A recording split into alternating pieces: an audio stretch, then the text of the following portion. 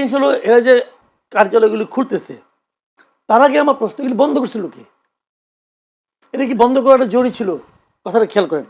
একটা জিনিস হলো রাষ্ট্রীয়ভাবে একটা নির্বাহী আদেশে আওয়ামী লীগের রাজনৈতিক কর্মকাণ্ডকে নিষিদ্ধ করা হয়েছে। তারা এই সময় বিচার শেষ হওয়ার আগ পর্যন্ত তারা কোনো রাজনৈতিক কর্মকাণ্ড করতে পারবে না।